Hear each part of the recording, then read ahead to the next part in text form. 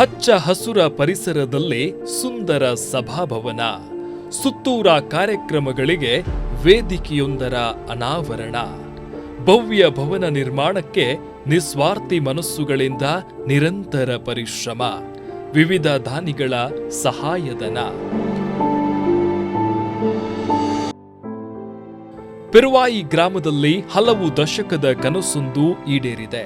ಫಾತಿಮಾ ಮಾತೆಯ ದೇವಾಲಯ ವ್ಯಾಪ್ತಿಯ ಜನರ ಕನಸಿನ ಕೂಸಾದ ಸುಂದರ ಸಭಾಭವನ ತಲೆ ಎತ್ತಿದೆ. ಮದುವೆ ಸಹಿತ ಊರಿನ ವಿವಿಧ ಕಾರ್ಯಕ್ರಮಗಳಿಗೆ ವಿಶಾಲ ಸ್ಥಳಾವಕಾಶ ಸಿಕ್ಕಿದಂತಾಗಿದೆ. ಸುತ್ತ ಹಚ್ಚ ಹಸುರು ಪರಿಸರದ ಮಧ್ಯೆ ಕಂಗೊಳಿಸುವಂತಹ ಫಾತಿಮಾ ಮಾತಾ ಸಭಾಭವನ ಹಲವು ಕಾರ್ಯಕ್ರಮಗಳಿಗೆ ಮುನ್ನುಡಿ ಬರೆಯಲಿದೆ. ನಿಸ್ವಾರ್ಥ ಮನಸ್ಸು, ನಿರಂತರ ಪರಿಶ್ರಮವಿದ್ದಲ್ಲೇ ಅಂದುಕೊಂಡ ಕೆಲಸಗಳನ್ನ ಸಾಧಿಸಬಹುದು ಎನ್ನುವುದಕ್ಕೆ ಬಂಟ್ವಾಳ ತಾಲೂಕು ವಿಟ್ಲ ವಲಯದ ಪೆರುವಾಯಿ ಫಾತಿಮಾ ಮಾತೆಯ ಧರ್ಮ ಕೇಂದ್ರದ ಕ್ರೈಸ್ತ ಬಾಂಧವರು ಸಾಕ್ಷಿ ನುಡಿದಿದ್ದಾರೆ. ಬಡತನದ ನಡುವೆಯೂ ತಮ್ಮಲ್ಲಿದ್ದ ಸೇವಾ ಮನೋಭಾವದಿಂದ ಹಚ್ಚ ಹಸಿರು ಪರಿಸರದಲ್ಲಿ ಫಾತಿಮಾ ಮಾತೆಯ ಸುಂದರ ದೇವಾಲಯದ ಜೊತೆಗೆ ತಮ್ಮ ಅಗತ್ಯಗಳಿಗೆ ಬೇಕಾದ ಹತ್ತಾರು ಅಭಿವೃದ್ಧಿ ಕೆಲಸಗಳು ಈಡೇರಿದೆ. ಸುಮಾರು 30 ವರ್ಷ ಇತಿಹಾಸ ಹೊಂದಿರುವ ಪೆರುವಾಯಿ ಧರ್ಮ ಕೇಂದ್ರದಲ್ಲಿ ಅಭಿವೃದ್ಧಿ ಕಾರ್ಯಗಳು ನೆರವೇರಿದ್ದು, ಕಳೆದ 10 ವರ್ಷಗಳ ಹಿಂದೆ ನೂತನ ದೇವಾಲಯದ ನಿರ್ಮಾಣವಾದರೆ 2022ರಲ್ಲಿ ಮುಂಭಾಗದ ನವೀಕರಣ ಕೆಲಸ ಪೂರ್ಣಗೊಂಡಿತು. ಆವರಣ ಗೋಡೆ, ಸ್ಮಶಾನ ನವೀಕರಣ ಸೇರಿ ನಿರಂತರ ಅಭಿವೃದ್ಧಿಗಳಾದವು. ಆರ್ಥಿಕವಾಗಿ ಸ್ಥಿತಿವಂತರಲ್ಲದ ಜನರಿಂದ ಇಷ್ಟೆಲ್ಲ ಅಭಿವೃದ್ಧಿ ಹೇಗೆ ಸಾಧ್ಯವಾಯಿತು ಎಂದರೆ ಅವರಲ್ಲಿದ್ದ ಹೃದಯ ಶ್ರೀಮಂತಿಕೆ. ಮಕ್ಕಳು, ಯುವಕರು, ಮಹಿಳೆಯರು ಮಾತ್ರವಲ್ಲದೆ 70 ದಾಟಿದವರ ಉತ್ಸಾಹವೇ ಅಭಿವೃದ್ಧಿಗೆ ಸಾಕ್ಷಿ ನುಡಿಯುತ್ತದೆ. ಇದು ಫಾತಿಮಾ ಮಾತೆಯ ಆಶೀರ್ವಾದ ಹಾಗೂ ಪವಾಡವೇ ಸರಿ. ಧರ್ಮಕೇಂದ್ರ ವ್ಯಾಪ್ತಿಯ ಕ್ರೈಸ್ತರ ಹಾಗೂ ಊರಿನ ಜನರ ವಿವಿಧ ಶುಭ ಕಾರ್ಯಗಳಿಗೆ ಸಭಾಂಗಣದ ಕೊರತೆಯಿಂದ ದೂರದ ವಿಟ್ಲ ಹಾಗೂ ಇನ್ನಿತರ ಕಡೆಗಳನ್ನ ಅವಲಂಬಿಸಬೇಕಾಗಿತ್ತು. ಇದರಿಂದ ನಮ್ಮೂರಲ್ಲೇ ಸಭಾಂಗಣ ಇದ್ದಿದ್ರೆ ಎಷ್ಟು ಚೆನ್ನಾಗಿರ್ತಿತ್ತು ಎನ್ನುವ ಜನರ ಮಾತುಗಳಿಗೆ ಕಿವಿಯಾದ ಹಿಂದಿನ ಧರ್ಮಗುರು ವಂದನೀಯ ವಿಶಾಲ್ ಮೋನಿಸ್ ಅವರು ಸಭಾಂಗಣದ ನಿರ್ಮಾಣದ ಕನಸಿಗೆ ಮುನ್ನುಡಿಯನ್ನ ಬರೆದ್ರು. ಆದರೆ ಅವರ ವರ್ಗಾವಣೆಯ ಸಮಯವಾಗಿದ್ದರಿಂದ ಕನಸು ಕಮರಿದ ಅನುಭವ ಆಗಿತ್ತು. ಅದೇ ಕಾರಣಕ್ಕೆ ಚರ್ಚ್ನ ಪ್ರಮುಖರ ನಿಯೋಗವೊಂದು ಮಂಗಳೂರು ಧರ್ಮಕ್ಷೇತ್ರದ ಧರ್ಮಾಧ್ಯಕ್ಷ ಅತಿ ವಂದನೀಯ ಡಾಕ್ಟರ್ ಪೀಟರ್ ಪೌಲ್ ಸಲ್ಡಾನಾ ಅವರನ್ನ ಭೇಟಿಯಾಗಿ ವರ್ಗಾವಣೆ ಮುಂದೂಡುವ ಮನವಿಯನ್ನ ಮಾಡಿತ್ತು. ಆ ವೇಳೆ ಅವರು ನೀಡಿದ ಆಶ್ವಾಸನೆಯಿಂದಲೇ ಇಂದು ನಾವು ಕಾಣುತ್ತಿರುವ ಸಭಾಂಗಣ ನಿರ್ಮಾಣವಾಗಿದೆ.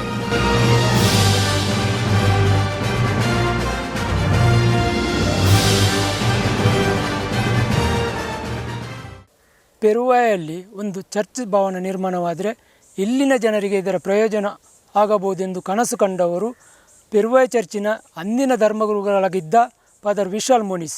ಅವರ ಕನಸಿನಂತೆ ಸಮುದಾಯ ಭವನ ನಿರ್ಮಾಣಕ್ಕೆ ರೂಪುರೇಷೆಗಳನ್ನು ಸಿದ್ಧಗೊಳಿಸಲಾಯಿತು. ಸರ್ಕಾರದಿಂದ ಬರುವ ಸವಲತ್ತುಗಳನ್ನು ದೊರಕಿಸುವಲ್ಲಿ ಫಾದರ್ ವಿಶಾಲ್ ಅವರ ಕೊಡುಗೆ ಮಹತ್ವದಾಗಿತ್ತು. ಇನ್ನೇನು ಕೆಲವೇ ದಿನಗಳಲ್ಲಿ ಸಮುದಾಯ ಭವನದ ಶಿಲಾನ್ಯಾಸವನ್ನು ಹಮ್ಮಿಕೊಳ್ಳುವ ರೂಪುರೇಷೆಯನ್ನು ಸಿದ್ಧಗೊಳಿಸಲಾಯಿತು. ಇದೇ ಸಂದರ್ಭದಲ್ಲಿ ಆಘಾತಕಾರಿ ಒಂದು ಸುದ್ದಿ ಹೊರಬಂತು. ಫಾದರ್ ವಿಶಾಲ್ ಅವರ ವರ್ಗಾವಣೆ ಆಗಲಿದೆ ಮಾತು ಕೇಳಿ ಬಂತು. ಇದರಿಂದ ವಿಚಲಿತಗೊಂಡ ನಾವು ಇಷ್ಟೊಂದು ದೊಡ್ಡ ಮೊತ್ತದ ಸಭಾಭವನ ಹೇಗೆ ನಿರ್ಮಿಸುವುದೆಂದು ನಾವು ಆತಂಕಗೊಂಡೆವು.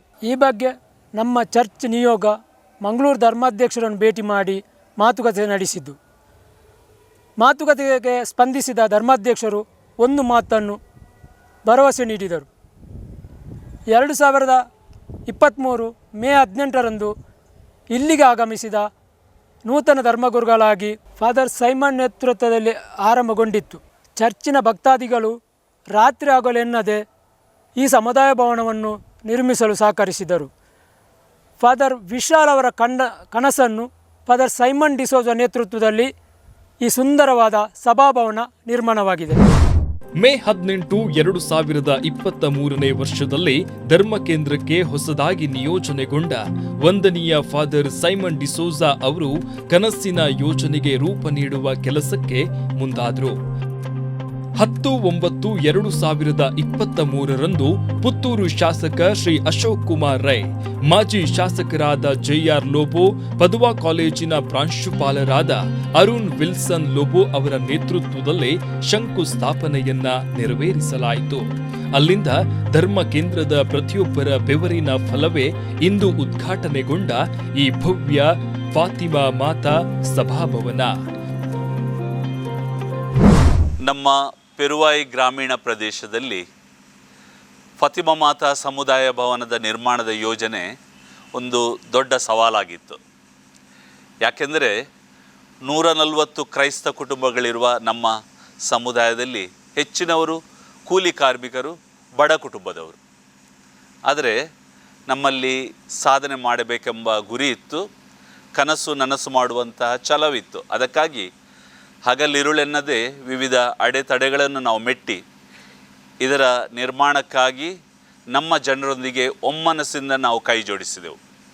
ನಮ್ಮ ಜನರ ಬೆವರು, ರಕ್ತ, ತ್ಯಾಗ ಹಾಗೂ ಸಮರ್ಪಣೆಯ ಫಲ ಈ ಸುಂದರ ಫಾತಿಮಾ ಮಾತಾ ಸಮುದಾಯ ಭವನ.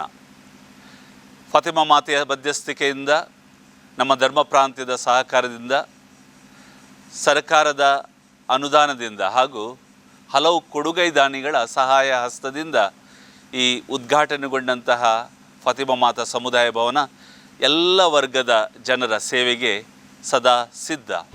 ಒಂದಲ್ಲ ಒಂದು ರೀತಿಯಲ್ಲಿ ಭಕ್ತರು ನೀಡಿದ ಸಹಕಾರ, ವಿವಿಧ ದಾನಿಗಳು, ಇಲಾಖೆಯ ಸಹಕಾರದಿಂದ ಈ ಸುಂದರ ಸಭಾಭವನ ತಲೆ ಎತ್ತಿದೆ. ಶ್ರಮದಾನ, ಸೇವಾ ಕಾರ್ಯಗಳ ಮೂಲಕ ಧರ್ಮ ಕೇಂದ್ರದ ನಿವಾಸಿಗಳು ನೆರವಾಗಿದ್ದಾರೆ. 6 ವಾಳೆಗಳ ಪ್ರತಿಯೊಬ್ಬರೂ ಒಂದಲ್ಲ ಒಂದು ರೀತಿಯಲ್ಲಿ ನೆರವಾಗಿದ್ದಾರೆ.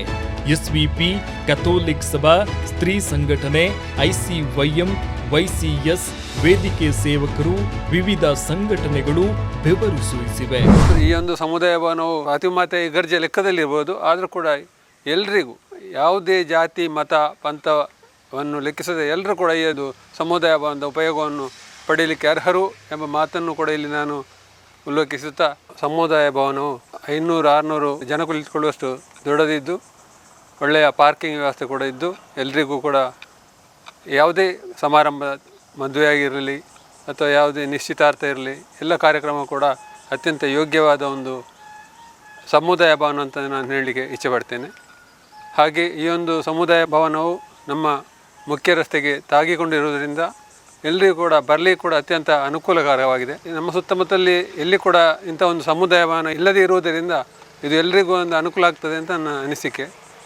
ಪದುವಾ ಕಾಲೇಜಿನ NSS ವಿದ್ಯಾರ್ಥಿಗಳ ಬಳಗದ ಅಳಿಲು ಸೇವೆಯೂ ಸಂದಿದೆ. ಹಲವು ದಶಕದ ಕನಸಿನ ಬುತ್ತಿ ಹೊತ್ತು ಮುನ್ನಡೆದ ಕಾರಣ ಸಭಾಭವನ ಸಜ್ಜಾಗಿದೆ. ಫಾತಿಮಾ ಮಾತೆಯ ದೇವಾಲಯ ಮುಚ್ಚಿರಪದ ಪೆರುವಾಯಿ ಇವರು ಒಂದು ಉತ್ತಮ ರೀತಿಯಲ್ಲಿ ಫಾತಿಮಾ ಮಾತಾ ಸಮುದಾಯ ಭವನ ಅಂತ ನಿರ್ಮಿಸಿದ್ದಾರೆ. ನಮ್ಮ ಪೆರುವಾಯಿ ಗ್ರಾಮದಲ್ಲಿ ಯಾವುದೇ ಇಷ್ಟರವರೆಗೆ ಒಂದು ಸಭಾಭವನ ಇರಲಿಲ್ಲ.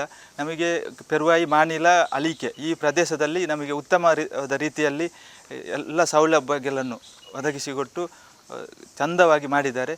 ನಮ್ಮ ಪೆರುವಾಯಿಯ ಎಲ್ಲ ಧರ್ಮದವರು, ನಮ್ಮ ನಾರಾಯಣ ಗುರು ಅವರ ತತ್ವದಾಗಿ ಒಂದೇ ಜಾತಿ, ಒಂದೇ ಮತ, ಒಂದೇ ದೇವರು ಅನ್ನುವ ಒಂದು ನೆಲೆಯಲ್ಲಿ ನಾವು ಪೆರುವಾಯಿಯಲ್ಲಿ ಒಟ್ಟಿಗೆ ಸೇರಿ ಬದುಕುತ್ತಾ ಇದ್ದೇವೆ. ಅದೇ ರೀತಿ ಆ ಒಂದು ಸಮುದಾಯ ಭವನವು ಸಹ ನಮಗೆಲ್ಲರಿಗೂ, ಹಿಂದೂ, ಕ್ರೈಸ್ತನ್, ಮುಸ್ಲಿಂ ಎಲ್ಲ ಸಮುದಾಯದವರಿಗೂ ಒಂದು ಉತ್ತಮ ರೀತಿಯಲ್ಲಿ ಒಂದು ಮಾಡಿಕೊಟ್ಟಿದ್ದಾರೆ. ಅದು ಈ ಎಲ್ಲ ಗ್ರಾಮದವರಿಗೆ ಒಂದು ಪ್ರಯೋಜನವಾಗಲಿ ಅಂತ ಈ ಸಂದರ್ಭದಲ್ಲಿ ಹೇಳುತ್ತಾ, ಆ ಒಂದು ಎಲ್ಲ ಚರ್ಚಿನ ಪಾಲನಾ ಸಮಿತಿಯವರಿಗೆ ಪ್ರೀತಿಪೂರ್ವಕ ಅಭಿನಂದನೆಗಳನ್ನು ಸಲ್ಲಿಸುತ್ತಾ, ರಾತ್ರಿ ಹಗಲೆನ್ನದೆ ಶ್ರಮಿಸಿದ ನಿಮಗೆಲ್ಲರಿಗಿದು ನಮ್ಮ ಹೃದಯಂತರಾಳದ ನಮನಗಳು. ಒಂದಾಗೋಣ, ಒಗ್ಗಟ್ಟಾಗಿ ಬಾಳೋಣ, ಸೇವೆಯೊಂದಿಗೆ ಸೌಹಾರ್ದತೆಯನ್ನ ಮೆರೆಯೋಣ.